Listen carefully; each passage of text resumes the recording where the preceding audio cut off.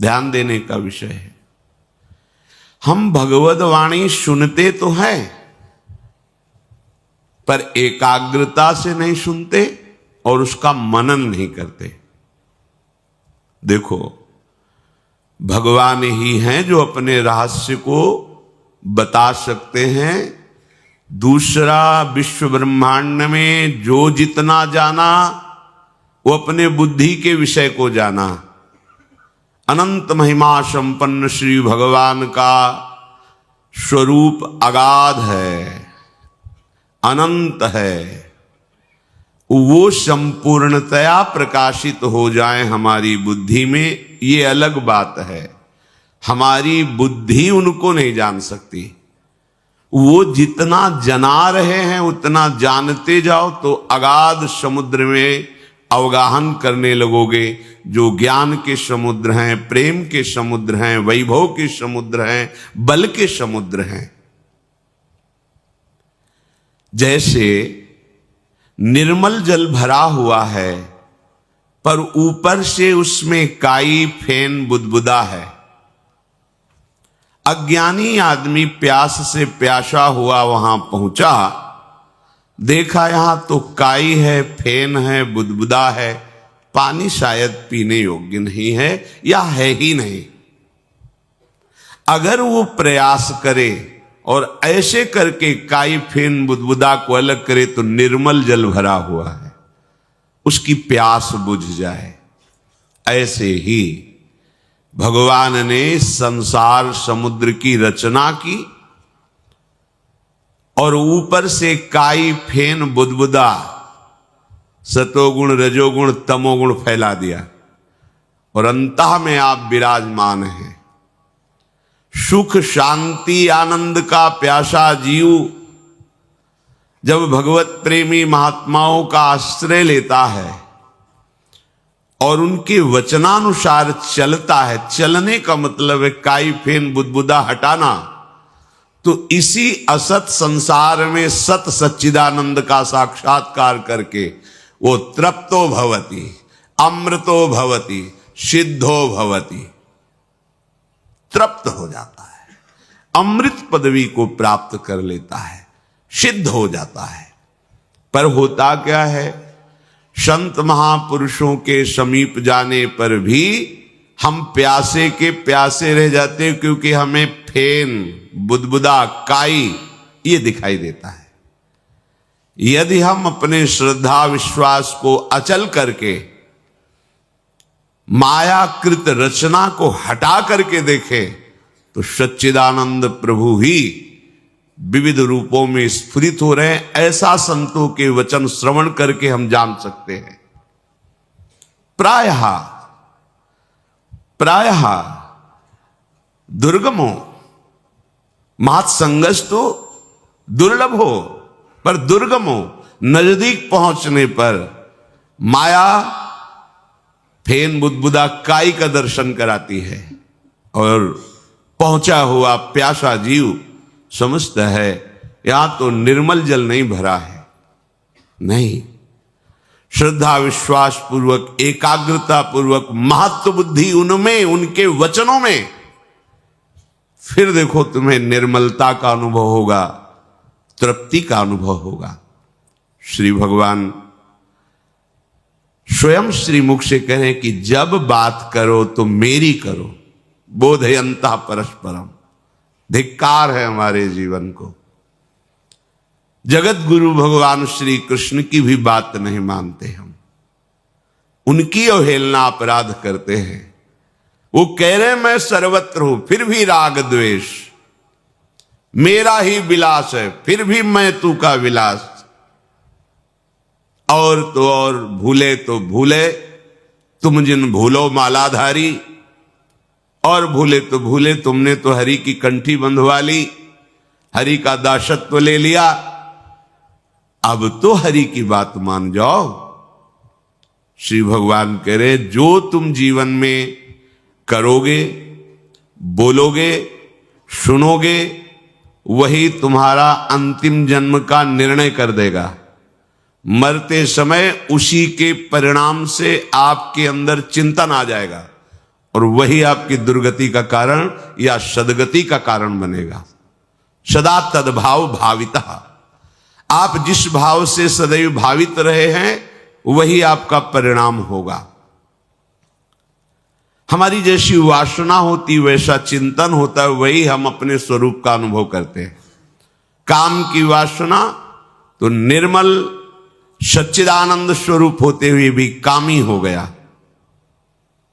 देख लीजिए, वासना परम महामहिम स्वरूप सच्चिदानंद भगवान का अंश जो आत्मा है वो कामी कहा गया, क्रोधी कहा गया, पापी कहा गया, नीच कहा गया। क्यों? क्योंकि वो वासना का अपने में आरोप करके चिंतन के कारण वो तद्भाव भाविता हुआ, तो उसे हम ऐसा कहने लगे ये दुष्ट है, ये नीच है, ये कामी है।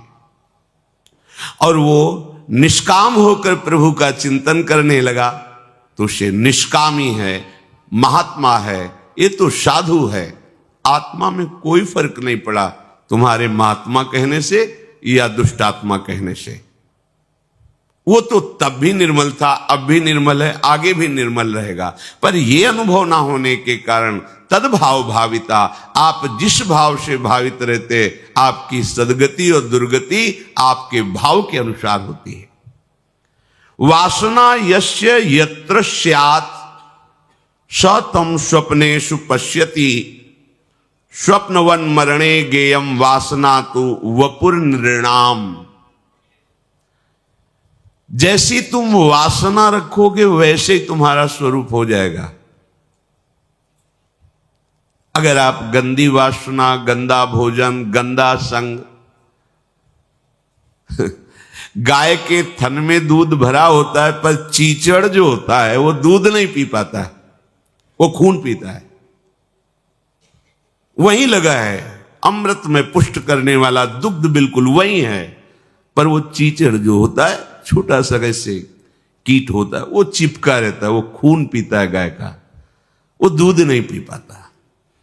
ऐसे ही जब वासना के द्वारा तुम्हारा अपराध भाव हो जाता है, अमृत में उनके वचन पीकर निहाल नहीं होते, उनका हृदय असंतुष्ट हो जाता है।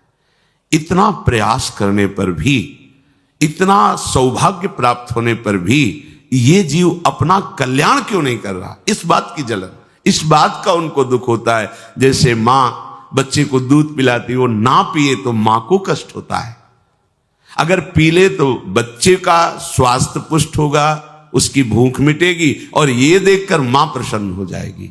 ऐसे ही सदगुरु संत महापुरुषों का हृदय ऐसा ही होता है।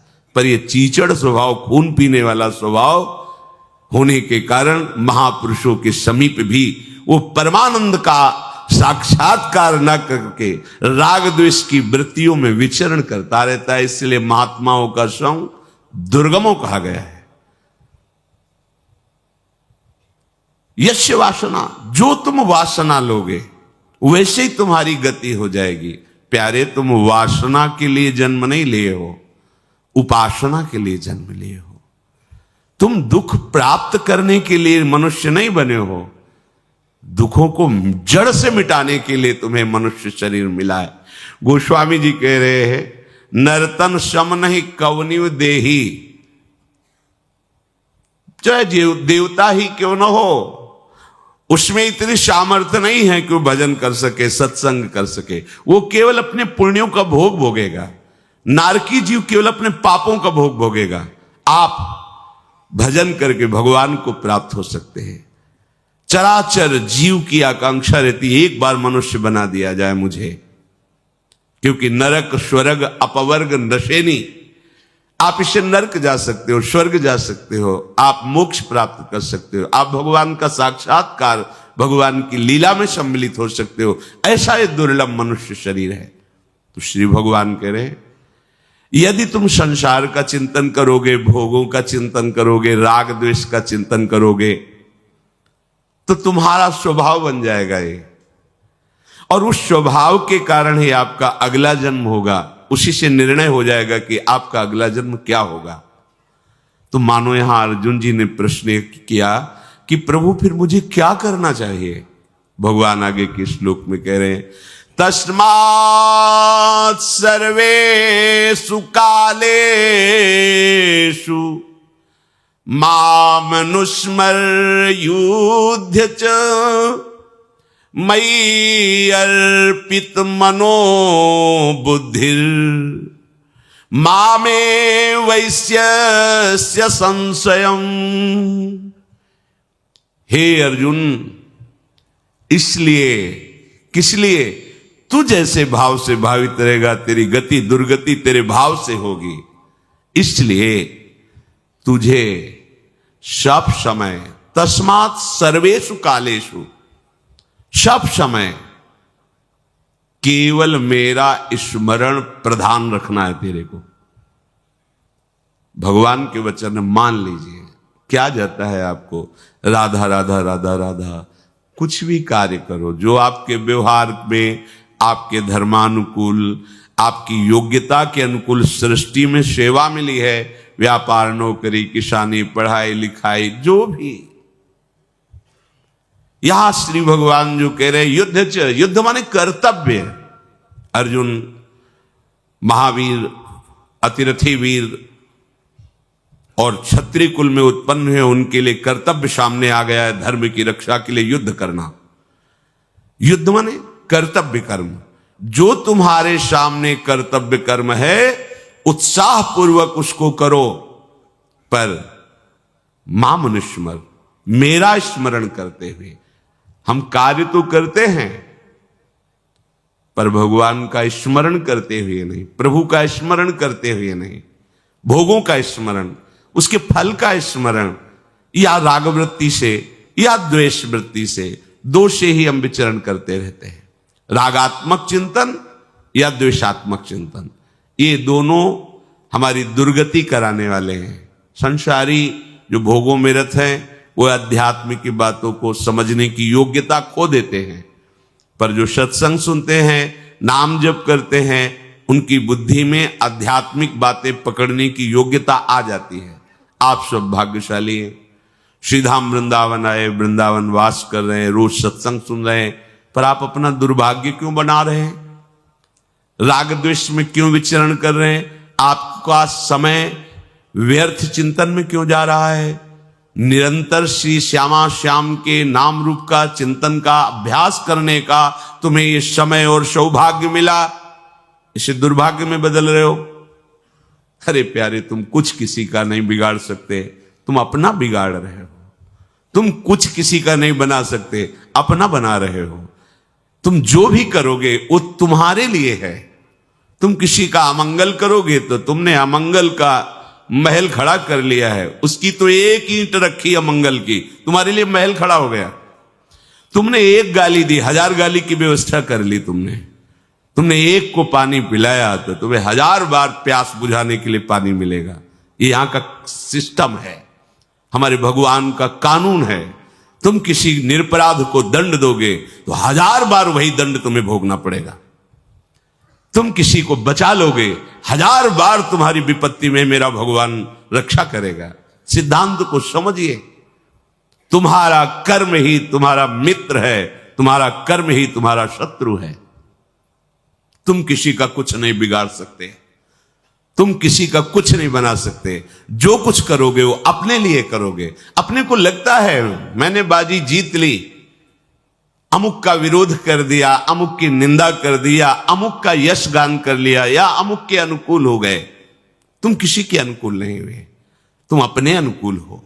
तुम किसी के प्रतिकूल नहीं हो, तुम अपने प्रतिकूल हो। अर्थात आप जो भी चेष्टा कर रहे हो लौट कर 1000 गुना आपको मिलेगी। यहां का सिद्धांत है। अब आप देखो क्या कर रहे हो, और जब उसका परिणाम आता है तो भगवान से रोकर शिकायत करते हो, हे भगवान तुम बड़े निर्दयी हो, तुम्हें ऐसा नहीं करना चाहिए। पर तुम लौट के देखो तुमने क्या किया है। वही फसल तुम्हें काटने को, एक दाना फेंका जाता है भूमि में, इसी भूमि में तो अन्न राशि के रूप में इकट्ठा होता है। तुम एक कर्म करोगे, वो 1000 रूप में आकर तुम्हें दंड देगा या तुम्हें सुख देगा। तुम्हारी समझ में नहीं आ रहा। अरे खेती में एक मन अन्न फेंका जाता है तो 50 मन अन्न तैयार करके देता है। तो एक कर्म भूमि है, इसमें तुम एक पाप कर्म करोगे, वो 50 बार तुम्हें दंड देने के लिए घेर लेगा। फिर कहोगे भगवान बड़ा निर्दयी है, मैंने क्या किया था। होश में शास्त्र सिद्धांत के अनुसार कार्य करो और भगवान का स्मरण करते हुए। कोई भी कार्य भगवत स्मरण रहित नहीं होना चाहिए। कोई भी कार्य कर रहे हो आप, कितना सुंदर है, राधा वल्लभ राधा वल्लभ, राधे श्याम राधा, श्यामा श्याम श्यामा। महान संत हो जाओगे गृहस्थी में रहते हुए, आनंद की धारा फूट पड़ेगी, शरीर छूटते छूटते तुम्हें भगवान मिल जाएंगे, जन्म मरण का क्लेश मिट जाएगा। पर हम प्रपंच को सत्य मानकर भगवद वाणी, संत वाणी, गुरु वाणी की अवहेलना करते हैं। हम सुनते थे पहले कि भगवान को बेचा जाता है, गुरुजनों का उपहास करके दुरुपयोग किया जाता है उनकी वाणी। तो मुझे लगता था ऐसा कैसे होता है, कोई अपने प्राण प्यारे को बेचने की बात कैसे। बाद में समझ में आया, प्राण प्यारे का नाम, प्राण प्यारे का यश, प्राण प्यारे का श्रृंगार करके, विराजमान करके अगर हम चाह रखते हैं जगत के भोगों की, जगत की मान प्रतिष्ठा की, लगभग ये बेचना ही माना जाएगा। ये होता है प्यारे को रिझाने के लिए। गुरुजनों की वाणी को बेचना, गुरुजनों की वाणी का दुरुपयोग करना, गुरुजनों की अवहेलना करना, ये कहां तुम्हें पहुंचा देगा, कहां पहुंचा देगा। अनंत माताओं जैसा वात्सल्य लिए भगवत प्रेमी महात्मा जन आपके कल्याण के लिए अपने एकांतिक चिंतन को भी गौड़ करके तुम्हारे बीच में उपस्थित रहते हैं। उनको तुम्हारी आवश्यकता नहीं है, तुम्हारे मंगल के लिए वो बोलते हैं, तुम्हारे मंगल के लिए उनकी सारी चेष्टा होती है। पर जैसे एक बिच्छू गंगा जी में बहते जा रहा था, तो काशी की बात, एक संत स्नान कर रहे थे, देखा बेचारे के पास ऐसी बल वृत्ति नहीं है जिससे वो तैर कर निकल जाएगा। ऐसे उठाया, उसने डंक मारा, ऐसे फिर जल में गिरा, फिर उठाया, फिर डंक मारा, फिर उठाया। एक व्यक्ति दूसरा वहां खड़ा था, उसने कहा बाबा जी पागल हो क्या, वो तुम्हें बार बार डंक मार रहा है, तुम उसे क्यों उठा के बाहर फेंकना चाहते हो। बोले बेटा वो बिच्छू है, हम संत हैं, हमारा और उसका स्वभाव है, होड़ लगी है, वो अपने स्वभाव से चूकेगा नहीं। एक जंतु है, वो अपने स्वभाव से चूकेगा नहीं, मारेगा डंक। तो मैं संत हूं, अपने स्वभाव से कैसे चूक जाऊं। वो मारने दो डंक, उठा के बाहर उसको रख दिया, पीड़ा सही पर उसकी जीवन रक्षा की। कहां जानोगे तुम संतों के स्वभाव को। तुम स्वार्थ बुद्धि से जब आप देखते हो तो तुम्हें काई फेन बुदबुदा ही नजर आएगा, निर्मल जल नजर नहीं आएगा। भगवद वाणी का अनुशीलन करो, अनुकरण करो, जीवन में उतारो प्यारे। ये सत्संग जो आपको मिल रहा है, ये हम कह रहे हैं इसलिए नहीं, ये बड़ा दुर्लभ है जगत में। सब सुलभ है, सत्संग मिलना दुर्लभ है। लेकिन बांस में चाहे जितनी खाद पानी लगा दो, उसमें फल कभी नहीं लगे देखे गए। फूलई फरई न बेत।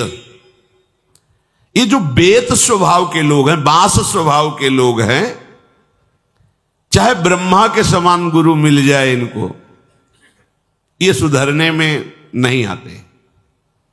जो गुरु मिले बिरंच शम, मूर्ख हृदय न चेत। जो गुरु मिले बिरंच शम, फूले फरे न बेत, यद्यपि वर्षे सुधासम। अगर अमृत जल वर्षा हो तो भी उसमें फल नहीं लगेगा बांस में। ऐसे ये जो मूर्ख स्वभाव के जन हैं, रोज सत्संग सुनते हैं, 5 शब्द भी सत्संग के जीवन में नहीं उतारते, प्रपंच को सत्य मानकर उसी में विचरण करते रहते हैं, उसी को सत्य मानते हैं। आप अपने भाव को यदि नहीं बना पाए तो सत्संग क्या सुना। भाव जानते हो क्या चीज होती है। विश्व की समस्त शक्तियां एक साथ हमारा विरोध करें, पर हमारी जिससे प्रीति है उससे विचलित न कर पाए, उसे भाव कहते हैं। ये इसी भाव से ठाकुर को खरीदा जाता है, भाव से खरीदा जाता है। बेचे तो बिक जाऊं, भगवान कहते, भगत मेरे मुकुट मणि, मैं हूं भक्तन को दास, भगत मेरे मुकुट मणि। अपनो परण विशाल, भगत को पूरो परण निभाऊं, जाचे जाचूं, कहे तो बेचे से बिक जाऊं। अगर वो मुझसे कहे कि तो उसके लिए मैं भिक्षा मांग सकता हूं, मांगा बलि के यहां जाके। अगर जरूरत पड़े तो मैं उसके लिए बिक सकता हूं। कैसे कृपालु, वो आपको उपदेश कर रहे हैं, जो वात्सल्य समुद्र है। बैठा लो भैया, रोज सुनते हो। श्री भगवान कह रहे हैं, जो भी कार्य आपका धर्मयुक्त है, सत्संग सुनोगे, शास्त्र स्वाध्याय करोगे, तो आपको पता चलेगा कि आपका धर्म क्या है। नहीं तो पशु की तरह विचरण करते रहते हैं अपने लोग। पैसा कमाओ, भोग सामग्री एकत्रित करो, भोगो और मर जाओ, बस इतना ही क्रम है। देख लो ना, पैसा कमाओ, भोग सामग्री एकत्रित करो, भोगो और मर जाओ, इतना ही क्रम है बार बार। नहीं नहीं, ये क्रम नहीं है। पैसा कमाओ धर्म से, भोग सामग्री लाओ, ठाकुर सेवा में लगाते हुए प्रसाद रूप से पाओ, और जीवन जियो हरि के लिए। अब सार्थक हो गया जीवन। भगवान कह रहे, मई अर्पित मनोबुद्धिर मामे वैश्यस्य संशयम। जब तुम ऐसे चलोगे तो तुम्हारी मन बुद्धि मेरे में अर्पित हो जाएगी। कैसे कैसे समझावें? कभी कभी हार चित्त स्वीकार कर लेता है कि नहीं समझ पाएंगे, नहीं आप समझना नहीं चाहते तो कैसे समझाया जा सकता है? जब अमृत समुद्र में ही था और मंथन करके निकाला गया, चंद्रमा भी समुद्र में ही था, मंथन करके निकाला गया, तो उसमें सब जीव जो थे वो बड़ा पश्चाताप किए कि अमृत किरण विस्तार करने वाला चंद्रमा भी यही था और अमृत कलश भी यही था, और हम उसे पी नहीं पाए, पर जिसने मंथन किया उसके हाथ में लग गया। समझिए आप, आपको अमृत का सानिध्य मिला, कथामृत, लीलामृत, नामामृत, धामामृत, चरणामृत, रूपामृत, पर आप समुद्र के उन्हीं जीवों की तरह अपने को दुर्भागियों की पंक्ति में मत खड़ा करे कि बाद में जीवनी लिखी जाती है। बाद में जीवनी लिखते हैं और गर्व से कहते हैं कि मेरे गुरु की जीवनी है, लेकिन गुरु का जीवन अपने जीवन में एक नहीं उतारा। क्या होगा ये उपहास? रहे तो समझे नहीं, गए तो समझ रहेगी नहीं। पहलियां हैं, समझ जाओ, ये ज्यादा दिन की बाजार नहीं है। चंद मिनटों के लिए समय दिया जाता है, स्वीकार करके चल दो तो निहाल हो जाओगे, नहीं आगे अंधेरा है। अभी चांदनी है, सैया बिछा लो, अंधेरे में नहीं कर पाओगे। जहां जाना है वहां की व्यवस्था कर लो। जब काल अंधकार पैदा कर देगा, विपत्तियों का, रोगों का, समस्याओं का, फिर तुम भगवत प्राप्ति के लिए उपाय नहीं कर पाओगे। अभी संयोग है, सत्संग मिल रहा है, डांट मिल रही, सानिध्य मिल रहा है, अभी भगवत प्राप्त कर लो। आगे जब हमारे संतों के समाज में तुम्हारा मन भगवत प्राप्ति के लिए उत्साहित नहीं हो रहा, तो तुम्हारा विषयों पुरुषों के संग से क्या दुर्दशा होगी, अनुमान लगा लो। शास्त्रों में वर्णन है, ऐसा जो होता है वो महाभाग्यशाली कहा जाता है। ये चार बातें जिसके जीवन में आ जाए तो हृदय आनंद से भर जाए और नाचने का मन करे। ये चार बातें, और ये चार बातें उसी के जीवन में आती है जिस पर भगवान की विशेष कृपा होती है। जो हो चार बात एक ठोर, जो हूं चार बात एक ठोर, तो मन मीत मिले मोहन ते, वो बने रसिक सिरमौर,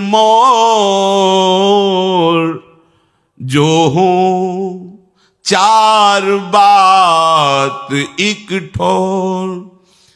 एक ब्रज जन्म दूजो मानुष तन, विद्या ज्ञान प्रकाश, पूर्वले की लागी लाल सो, ही भक्ति आभास।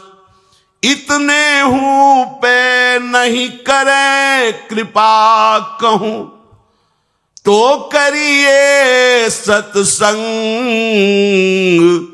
दया विचार भक्ति जन पेरे, रहस रंगे रस रंग।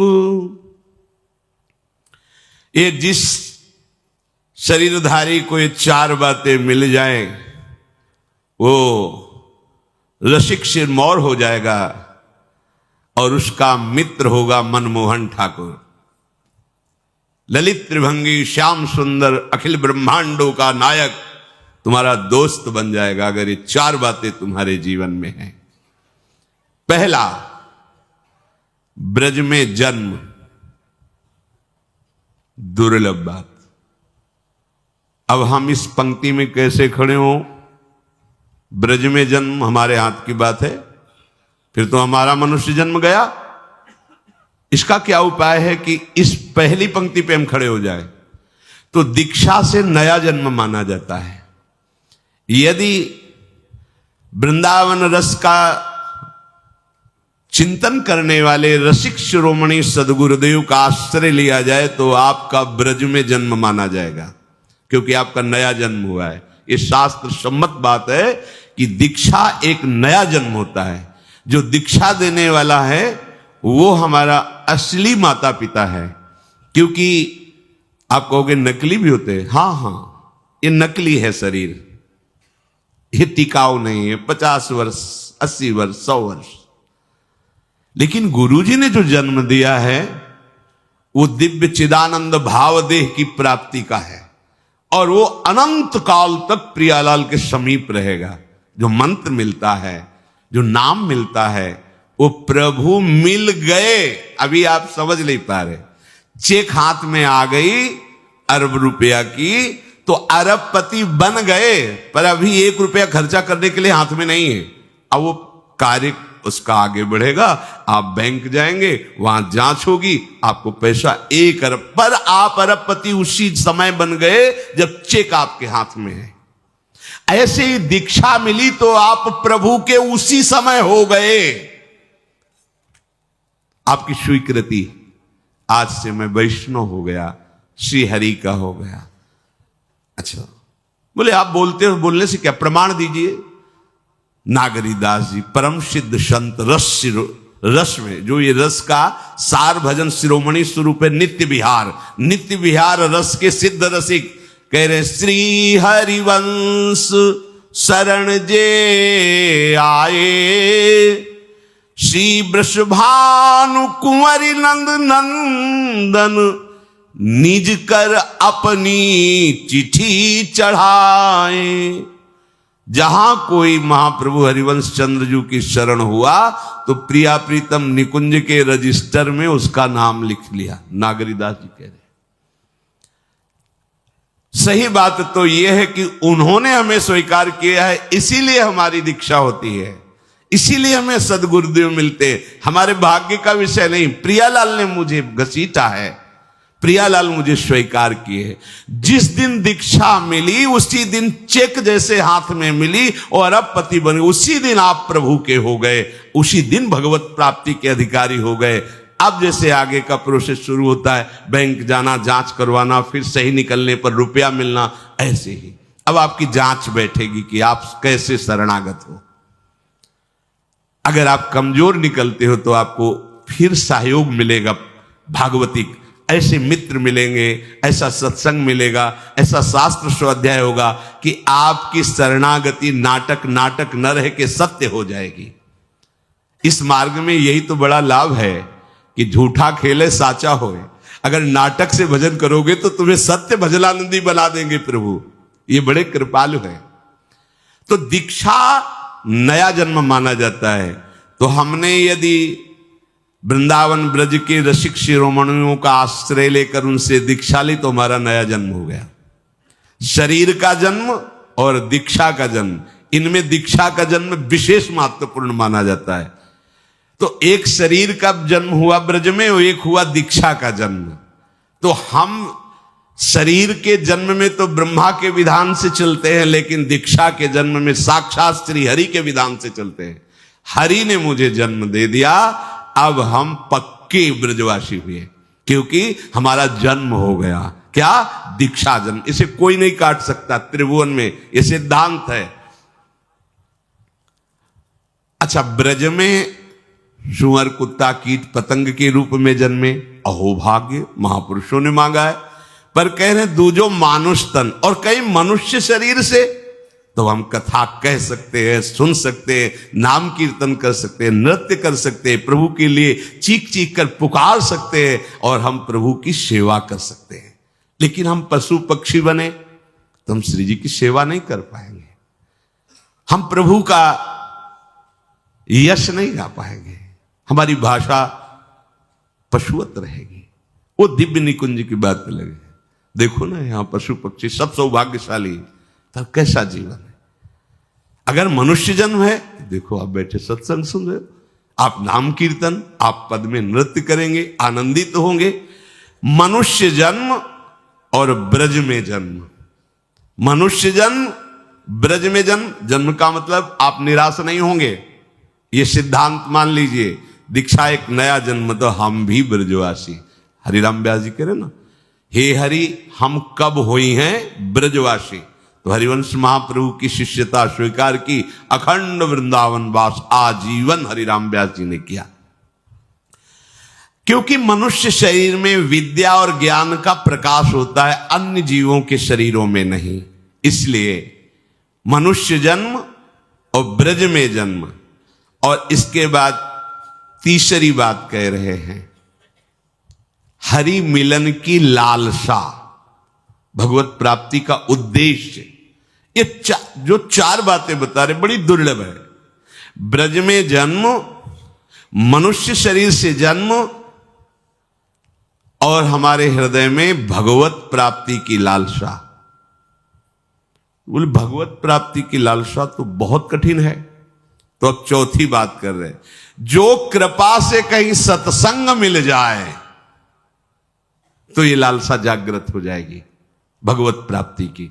ये चार बातें जिसके जीवन में है, ब्रज में जन्म, मनुष्य शरीर, भगवत प्राप्ति का उद्देश्य और नित्य सत्संग, जान लो इससे बढ़कर कोई कृपा नहीं हरि के पास देने की, क्योंकि इसी में हरि बंध जाते हैं।